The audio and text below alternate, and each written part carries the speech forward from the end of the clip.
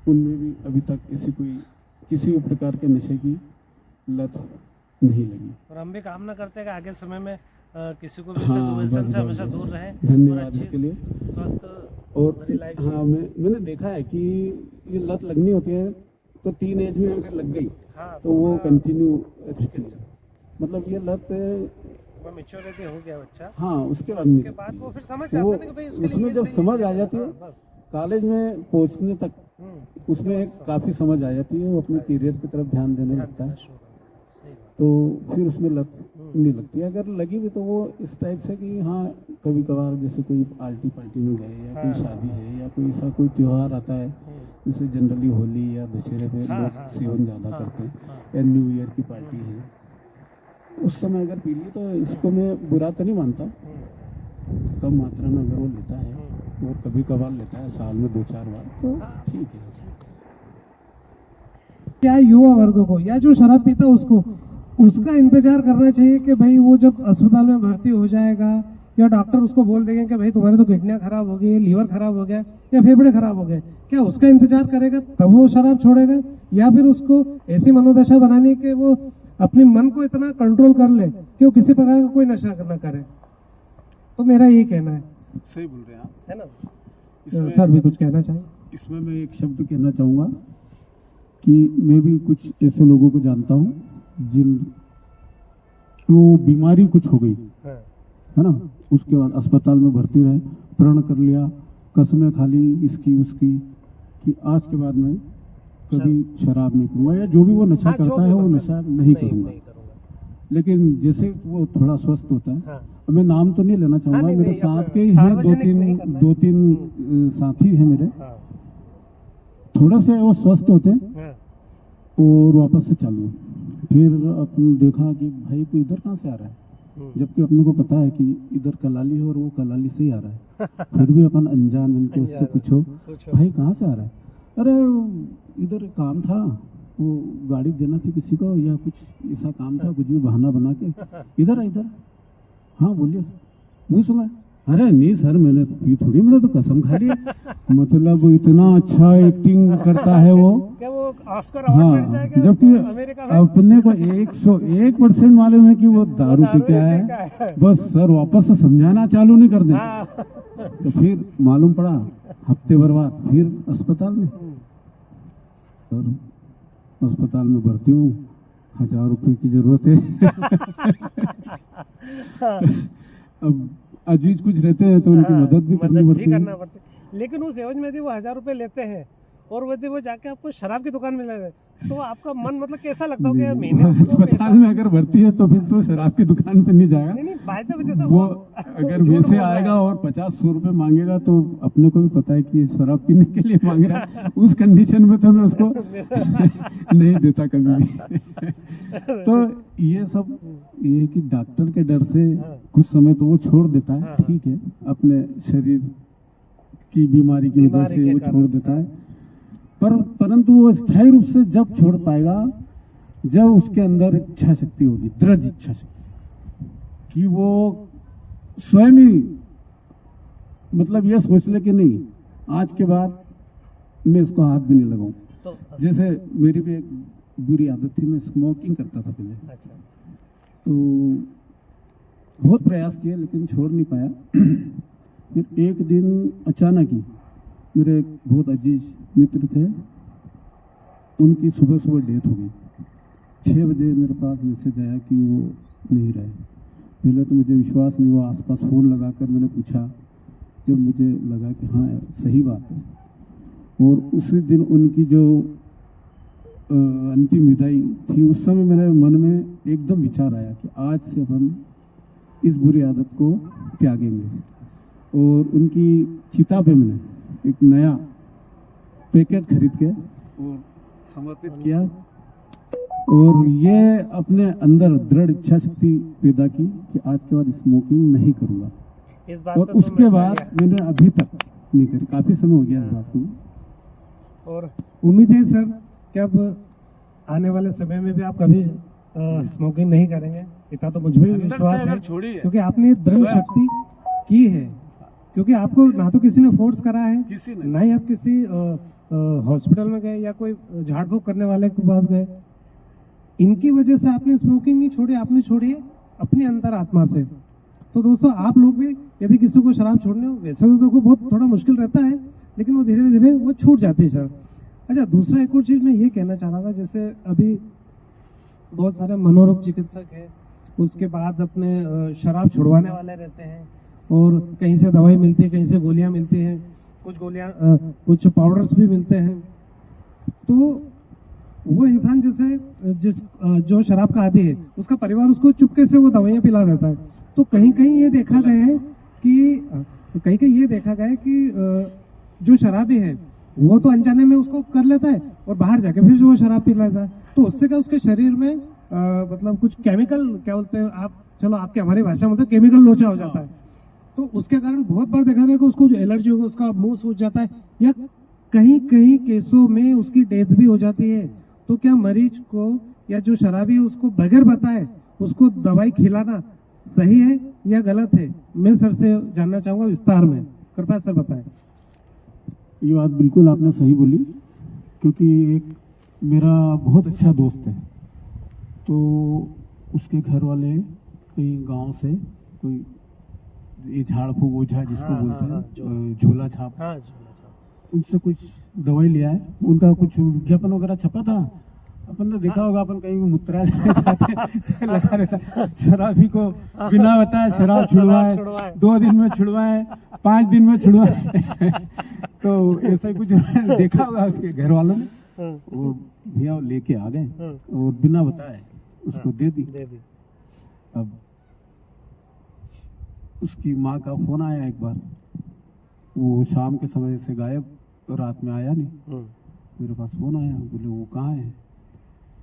मैंने कहा मुझसे तो कम से कम 1 हफ्ता से नहीं मिला है।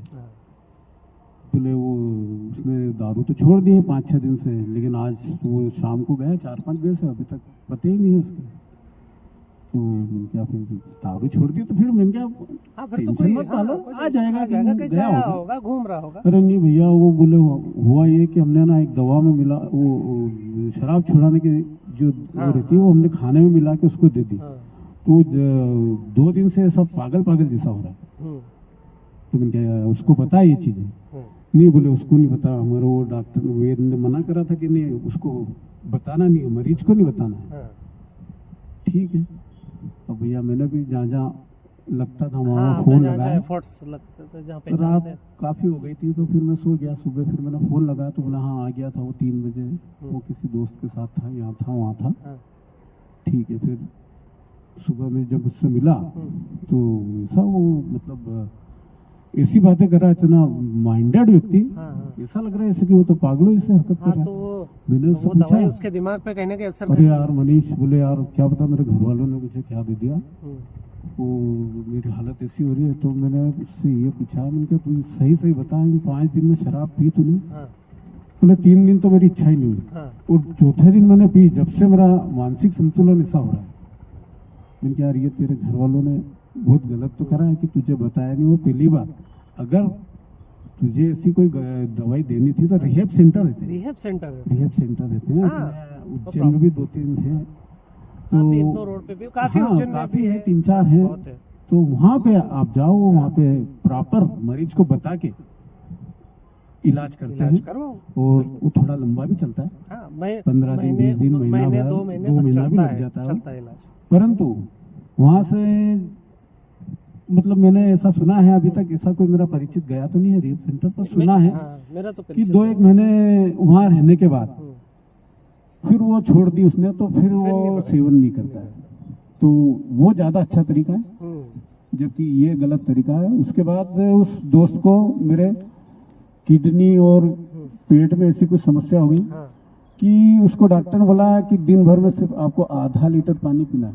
वो ठीक तो है, चल फिर रहा है, बातचीत कर रहा है, लेकिन उसका शरीर ऐसा हो गया है, मतलब पहले वो थोड़ा हट्टा पहलवान जैसे, और अब ऐसा हो गया बिल्कुल, मतलब आप जैसे एक सीख उठा के देखो, उसको देखो, वो बस एक आधा लीटर की पानी की वो बॉटल साथ में रखी उसके। मैंने एक दिन मजाक में पूछा, मैंने कहा कि इसमें शराब भरी है? अरे नहीं यार भाई, मैंने तो शराब को हाथ भी नहीं लगाया, ये तो पानी मुझसे नाप के पीना है, 24 घंटे तक ये चलाना है, तो होठ गीला करता हूँ, अपने पास से रख देता हूँ।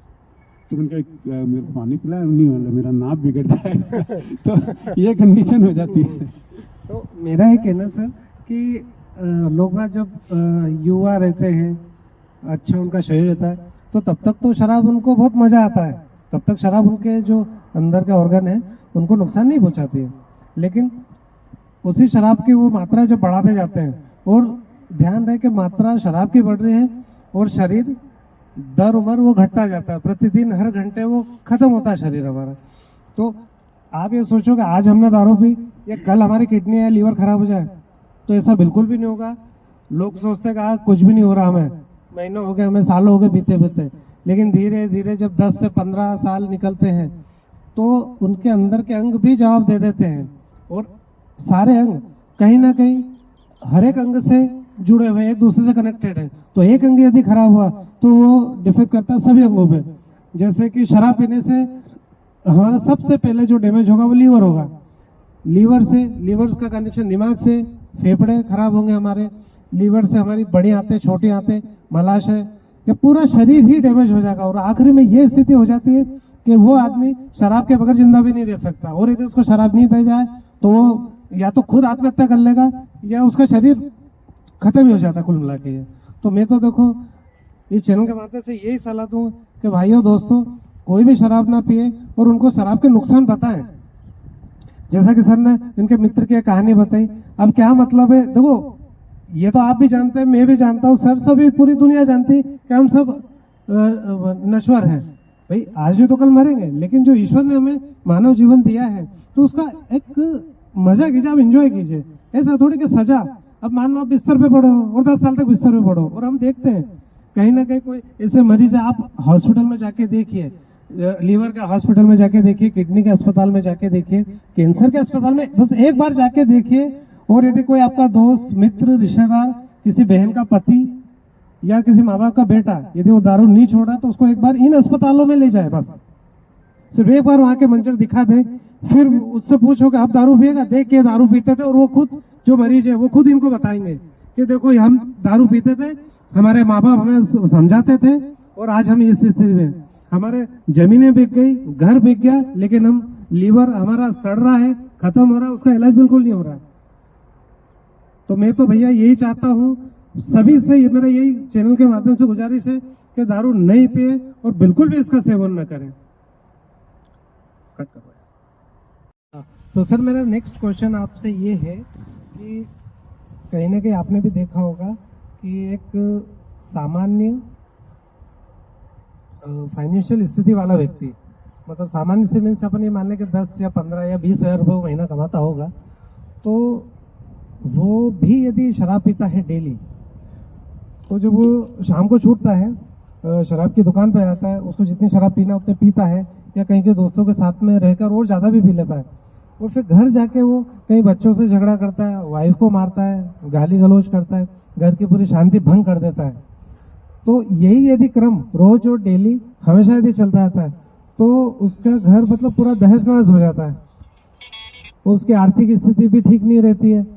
दूसरा, वो बच्चों की शिक्षा अच्छे स्कूल में नहीं करवा सकता है। यदि मान लो कोई शराबी थी 200 या 300 रुपये रोज की भी शराब पिएगा, और वो क्या 500 रुपये कमाएगा, अब 500 में 300 रुपये की थी शराब पी गया, तो 200 रुपये में सिर्फ उसके परिवार को खाना ही खिला सकता है, ना तो अच्छी शिक्षा दे सकता है, ना अच्छा स्वास्थ्य दे सकता है। आप या 200 में ये भी चलो कहना चाहिए, तो आप किसी भी शराबी से जो इस वर्ग से आता है, जो 10, 15, 20 हज़ार रुपये कमाता है, उससे पूछने का उसका मेडिकल क्लेम उसने इंश्योरेंस करवा रखा है।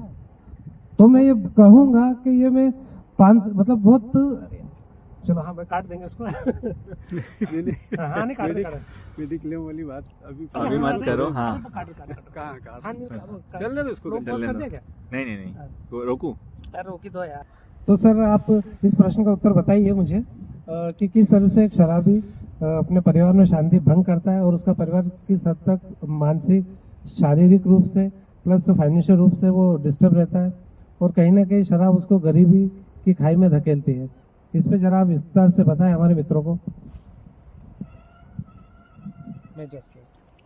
सही बात है जो नवीन भाई आपने जो बात करी है कि एक व्यक्ति शराब पीता है, परंतु उस व्यक्ति के कारण उसका पूरा परिवार डिस्टर्ब रहता है, फाइनेंशियली भी, और कहीं कहीं तो ये भी मैंने देखा है मारपीट, गाली गलौज की आवाज़ें भी रोज आती है उन घरों से जहाँ शराबी रात को शराब पी कर आता है, या उसके पास पैसे नहीं होते, वो अपने बच्चों से या बीवी से शराब पीने के लिए पैसे मांगता है।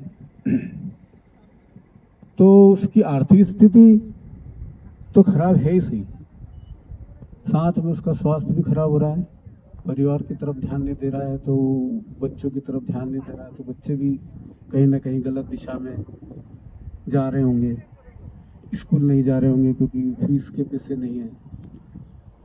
तो जो जिनकी आर्थिक स्थिति अगर सही नहीं है तो उनको तो बिल्कुल ये चीज़ को हाथ भी नहीं लगाना चाहिए। बहुत सारे लोग बोलते हैं, बीच में मैंने भी पढ़ा था या कहीं देखा था कि कुछ क्वेश्चन आते हैं कि आपने कितने की दारू पी, तो व्यक्ति बोलता है मैं तो यार, जैसे नवीन भाई का एक मैंने वीडियो देखा था जिसमें उनके मित्र ने बोला था कि 25-30 लाख की तो मैं शराब पी, तो रोज की 500 रुपये, हफ्ते की इतनी, महीने की इतनी, तो बोले 15 साल में इतनी, बोले यार 25-30 लाख में तो आप सफारी लेके आते। मेरे से भी एक मित्र ने क्वेश्चन करा कि आप अगर शराब नहीं पी रहे हो तो आप सफारी ला सकते, इतनी बचत तो हो गई होगी आपकी। तो मैंने उसको बताया, हम एक रेस्टोरेंट में बैठे थे, मैंने क्या अपन रेस्टोरेंट से बाहर निकलेंगे तो मैं मेरी सफारी दिखाऊंगा तुमको और अब तुम बताओगे तुम्हारी गाड़ी का है ना। तो सफारी अपन यहाँ से बाहर निकलेंगे तो आप लोगों को भी दिखा दूंगा कि मेरी सफारी है और सफारी के अलावा भी कुछ अच्छी प्रॉपर्टीज वगैरह भी मेरे पास है। तो ऐसा नहीं है कि मैंने शराब नहीं पी इसलिए ये बना, शराब पीता तो भी शायद इतना तो अफोर्ड कर ही सकते थे। मतलब आप शराब भी पीते तो आप आपके हिसाब से पीते, मतलब ऐसा नहीं कि पूरा उसमें लिख हाँ, मतलब ऐसा नहीं है। और मैंने देखा है वो लोग बोलते हैं कि एक पेग पीने से कुछ नहीं होता है, दो पेग पीने से कुछ नहीं होता है। और कोरिया और जापान के लोगों को बुढ़ापा नहीं आता है, तो बोले इसलिए हम लोग ये पीते हैं। अच्छा, उनके कोरिया और जापान के लोग क्या पीते हैं आपको पता है? आपको पता है? सूप पीते हैं नहीं, कोरिया और जापान में एक वाइन बनती है। हाँ, वाइन। हाँ। तो वो वाइन पीने से वहाँ की औसत जो उम्र है 100 से 100 प्लस है। 100 प्लस। अपने यहाँ की अपने की तो 60 है, 50 और 60 के आसपास है। तो मैंने क्या, अपने यहाँ भी शराब पीने वालों को बुढ़ापा कहाँ आता है? बचपन के बाद सीधे मर जाते हैं, बुढ़ापा खत्म भी हो जाता है। तो बुढ़ापा तो अपने यहाँ भी नहीं आता है। ये भी बात सही है। बचपन, जवानी और खत्म, दारू पी के बुढ़ापा कहाँ आया? ये तो मजाक वाली बात हुई। चलो, ये बहुत अच्छी बात रही सर, थोड़ा हंसी मजा हो गया, हमारे व्यूअर को भी मजा आ गया, देखे सब हंस रहे। अच्छा सर, मैं एक और बात पूछना चाहूँगा आपसे, एक प्रश्न और है मेरा कि कुछ समय पहले 5 या 10 साल के अंतराल में आपने भी सुना था और कई पेपरों में भी आया था कि दिल्ली में एक रेप कांड हुआ था, जो चूँकि शराब से ही संबंधित है, नशे से संबंधित ये चैनल है, तो मुझे ये बात करने में बिल्कुल भी हिचक नहीं है, क्योंकि ये चैनल के माध्यम से हम लोग समाज को, देश को एक नशे से मुक्त करने का ये अभियान है हमारा। हम इसीलिए सब बातें कर रहे हैं आपसे, और आप भी बिल्कुल आप इसको देखिए। तो मेरा प्रश्न ये था सर से कि कुछ सालों पहले एक रेप हुआ था जिसमें जो दामिनी और फिर उसके बाद वो निर्भया उसका नाम रखा गया था, और उसके बाद फिर हर पुलिस थाने में एक डिपार्टमेंट बना था जो विशेष रूप से महिला की सुरक्षा के लिए निर्भया मोबाइल बनी थी, और बहुत कुछ मतलब सरकार ने किया था इसके लिए, निर्भया ऐप भी बना है। तो मेरा सर से ये कहना है कि उस समय कितनी दरिंदगी हुई थी उसमें, शायद 1 या 2 ही वो जो लोग थे वो बालिग थे, बाकी बच्चे थे उसमें। और वो बच्चे यदि एक महिला पे, एक लाचार महिला पे, एक औरत पे इस तरीके से उन्होंने मतलब अमानवीय कृत्य किया, मतलब अमानवीय क्या है, तो एक राक्षस जो रहता है, जो निचोड़ देता है, मतलब शरीर को काट काट के धज्जियां उड़ा देता है, राक्षस से भी बदतर उन लोगों ने किया था। और फिर बाद में पता पड़ा कि वो लोग नशे में थे। क्या एक आम आदमी इस प्रकार का कृत्य करेगा? कहीं ना कहीं नशा इसकी जड़ मानूं तो सर आप प्लीज इसको थोड़ा सा मुझे बताएं। और ऐसे और भी कई बहुत जगह घटना, बहुत जगह रेप होते हैं, कई मर्डर होते हैं, कई इतने एक्सीडेंट होते हैं और बाद में मालूम पड़ता है कि भैया हमने दारू पी रखी थी, हमें नहीं पता। जो बच जाते हैं और जो मर जाते हैं वो तो खैर ईश्वर को ही बताते कि हमने साहब हमारी उम्र नहीं थी आने की, हे भगवान हम जल्दी आ गए। तो मेरा सर से बस इन्हीं प्रश्नों पे थोड़ा सा विस्तार से बताएं सर हमको। जहाँ तक मैं सोचता हूँ कि शराब पीने के बाद उसकी मानसिकता में क्या बदलाव आता है, क्योंकि ये तो मैं खुद तो अनुभव नहीं कर पाया कभी और न करना चाहूँगा, लेकिन बहुत सारे नशे ऐसे रहते हैं जो बुद्धि को भ्रष्ट कर देते हैं। शायद वैसा ही नशा शराब का भी रहता होगा, और अगर शराब पीने से बुद्धि भ्रष्ट हो गई तो वो तो कुछ भी कर सकता है। और ये जो सब कांड आप बता रहे हैं उनके पीछे तो इस चैनल के माध्यम से आप मुझसे संपर्क करके मैं आपसे सर से संपर्क करवा दूंगा। यदि कोई अपनी समाज में, घर में, रिश्तेदारी में या दूसरी में कोई ऐसा व्यक्ति है जो नशे को बिल्कुल भी छोड़ नहीं पा रहा, वो एकदम लिप्त है कि सुबह से शाम उसको नशा ही चाहिए, वो नशे से बाहर ही नहीं निकलना नहीं चाहता है, तो सर के पास कुछ लोग ऐसे हैं, डॉक्टर्स वगैरह या उनके कोई मित्र भी हैं ऐसे, जो इस लत से जन सामान्य को, युवाओं को आराम से निकाल सकते हैं। और सर मैं एक और चीज कहना चाहता हूँ, एक मेरा दोस्त है वीर करके, उसके और मेरी काफी अच्छी दोस्ती रही है। तो जैसे कि आपने कहा था कि अभी पूर्व में आपने ये कहा कि बार त्योहार या ओकेजनली कभी पी लें तो वो चल जाता है। सर एक प्रश्न और है मेरा कि मैंने बहुत लोगों को देखा है कि जैसे हमारे यहाँ नवरात्र बैठते हैं और 9 दिन वो बिल्कुल शराब नहीं पीते हैं, मांस वगैरह आदि का बिल्कुल भी सेवन नहीं करते हैं। तो जैसे दशहरा होता है तो उस दिन वो उतनी ज़्यादा पीते हैं। एक तो ये वाला दिन हो गया, फिर जैसे मान लो दिवाली है या भाई दूज रहा हो, उस दिन भी ज़्यादा पीते हैं शराब। अन्य दिन की अपेक्षा मैं आपसे ये कहना चाह रहा हूँ, देखो सुनिए दर्शकों, मैं आपसे ये कहना चाह रहा हूँ कि अन्य दिन की अपेक्षा वो शराबी लोग उस दिन ज़्यादा शराब का सेवन करते हैं। और जैसे होली रहा हो, जैसे जो इंसान डेली यदि शाम को पी रहा है तो होली के दिन वो सुबह से चालू हो जाता है। तो मेरा बस इतना ही कहना है कि भाई वो दिन ऐसा क्या खास है, मतलब ना तो शराब कहीं खत्म हो रही है ना आप कहीं जा रहे हो, तो इतनी शराब पीने का क्या औचित्य। और अक्सर देखा गया है, आप पुलिस के आंकड़े उठा लीजिए कि इन जो त्योहार है, इन्हीं त्योहार में एक्सीडेंट के केसेस बहुत ज्यादा देखे गए हैं। तो क्या इस प्रकार इन लोगों को करना चाहिए? और मेरा ये कहना है, मतलब भाई तुम मर थोड़ी रहो यार, अरे कल भी तो है, अरे कल पी लेना, इतनी पीने की क्या आवश्यकता है। तो बस इतना ही मैं सर से एक प्रश्न थे मेरे, ये 3-4 प्रश्न है, एक तो क्या है सर इसका जवाब देंगे। ये बात सही है कि नवरात्रि के 9 दिन लोग दुर्गा दुर्गा बोलते हैं और दशहरे वाला दिन मुर्गा मुर्गा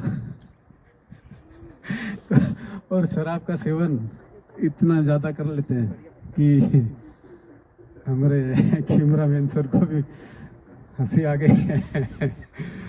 तो नवीन भाई 3-4 क्वेश्चन का एकदम भार डाल गया मेरे ऊपर कि ऐसा समय वो क्या रहता है जो उस दिन ज़्यादा पीते हैं। देखो इसका ऐसा कोई कारण नहीं रहता है।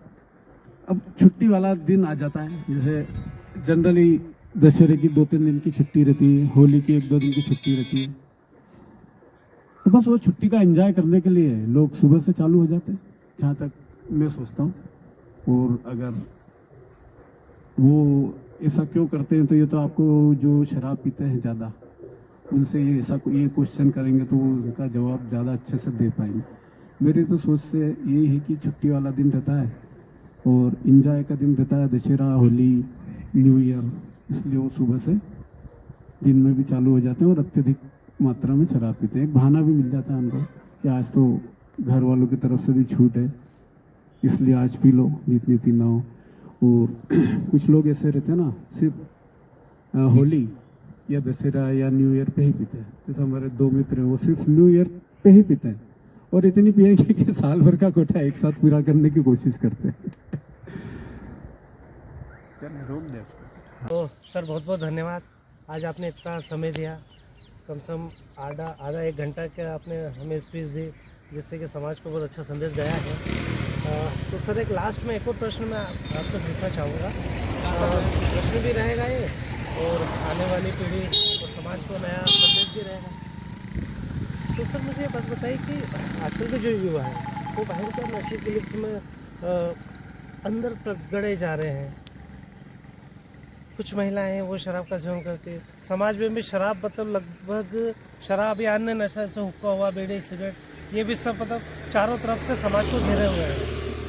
और आजकल के जो कॉलेज के स्टूडेंट, स्कूल के स्टूडेंट और कुछ लोग जो अदर कंट्री में जाते हैं या अदर देश में जाते हैं, अदर राज्य में जाते हैं, वहाँ जब वो अकेले रहते हैं तब वो वहाँ खुले में आज़ादी का अच्छा उपयोग करते हैं। अब अच्छा उपयोग में मैं ये कहना चाह रहा हूँ कि अब ना उनको कोई रोकने वाला है ना कोई टोकने वाला है। वहाँ मस्त इंजॉय करते हैं, दारू पीते हैं खुलेआम सड़क पे, जेब में इस प्रकार से हाथ डाल के ऐसे करके सिगरेट के छल्ले बनाते हैं।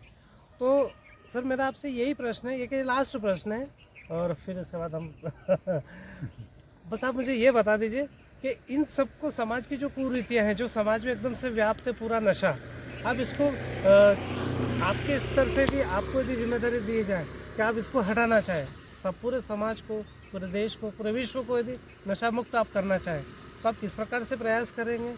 और आने वाली पीढ़ी, नई पीढ़ी और जो समाज में नशा पूरा व्याप्त हो चुका है, उन लोगों को जो खूब नशा करते हैं, उन लोगों के लिए आपका क्या संदेश रहेगा सर? प्लीज़ आप थोड़ा सा विस्तार से बताएंगे। देखिए, बहुत सारे राज्य हैं अपने यहाँ जहाँ पे शराबबंदी है ना, जैसे गुजरात हुआ, बिहार हुआ और भी 1-2 राज्य हो। परंतु मैंने सुना है कि वहाँ पे शराब दूसरे स्टेट से ज़्यादा आसानी से मिल जाती है और सस्ती मिल जाती है, क्योंकि वहाँ पे कोई टैक्स वगैरह नहीं लगता है। जैसे गुजरात में एक परिचित रहता है मेरा, उससे बातचीत होती है कभी, तो वो बोलता है कि बोले हमारे यहाँ शराब आसानी से मिल जाती है और सस्ती मिल जाती है आपके यहाँ से। तो ये शराबबंदी तो जहाँ तक मैं सोचता हूँ कि युवा पीढ़ियों के लिए जो शराबबंदी है वो उससे कुछ अंतर नहीं पड़ने वाला, वो कहीं ना कहीं व्यवस्था कर ही लेते हैं। जब तक समाज के लोग या जो शिक्षक हैं या जो उनके माता पिता हैं वो अगर उनको स्टार्टिंग से उसके दुष्परिणाम बताते हैं तो मैं सोचता हूँ कि एक हद तक वो कारगर रहेगा। परंतु क्या होता है कि पढ़ाई जैसे ख़त्म होती है, स्कूल की पढ़ाई ख़त्म होने के बाद ही अधिकतर लोग ये सब इन चीज़ों में यहाँ तक देखा है नशे की जो लत लगती है वो स्कूल लाइफ के बाद ही लगती है। तो स्कूलों में ऐसी शिक्षा दी जाए कि ये नशे की लत से ये हानियाँ हैं, उसके दुष्परिणाम बताए जाएं, तो मैं सोचता हूँ कि एक हद तक वो समाप्त तो नहीं हो सकती एकदम से कि बिल्कुल।